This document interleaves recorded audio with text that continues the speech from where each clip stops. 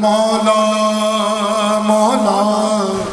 میں عرض کر رہا تھا ہم سب کا ایمان اور عقیدہ یہ ہے، اللہ نے قسم اٹھا کر فرمایا وَالنَّجْمِ إِذَا هَوَىٰ، اور آگے فرمایا وَمَا يَنْطِقُ عَنِ الْهَوَىٰ إِنْ هُوَ إِلَّا وَحْيٌ يُوحَىٰ.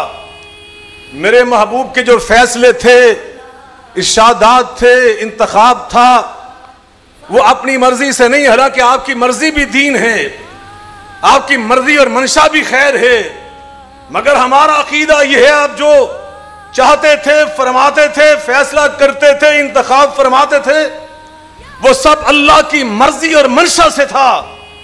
غدیر خم کا بھی انتخاب فرمایا تو عرش والے کی مرضی سے فرمایا، اور آج تک اللہ کے انتخاب اور نبی پاک کی منشا کی برکت ہے کہ دنیا میں 1400 سال میں کتنے انقلاب آئے، کتنے حوادث آئے، کتنے سانحات آئے، مرور زمانہ کی کئی چیزیں نشانہ بنی، دنیا سے مٹ گئیں، لیکن اللہ کی قسم آج تک غدیر خم کا نام مٹ نہ سکا.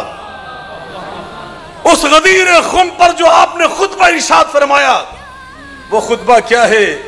آقا فرماتے ہیں تارکن فیکم ثقلین، میں تم میں بڑی بھاری بھاری باوقار، بڑی حیثیت کی حامل دو حقیقتیں چھوڑ کے جا رہا ہوں.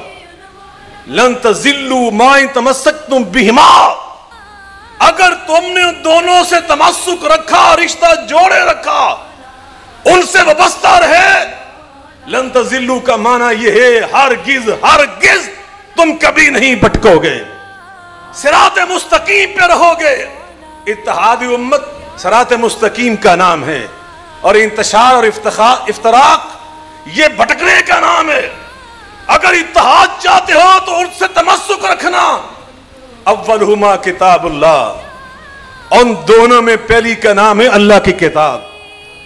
فی الہدا والنور، یہ ہدایت کا سرچشمہ. غدیر خم کا معنی بھی خم کا سرچشمہ، چشمہ تھا وہاں پر، یعنی مانوی اعتبار سے بھی دیکھیں قرآن ہدایت کا سرچشمہ، اور وہ غدیر خم پانی کا سرچشمہ. فرمایا کہ وہاں ہدایت اور نور اور روشنی ہے. فرمایا رغبہم، امت کو ترغیب دی، حسہم، انہیں اس پہ ابارا، قرآن کے رشتہ جوڑنے کی طرف متوجہ کیا.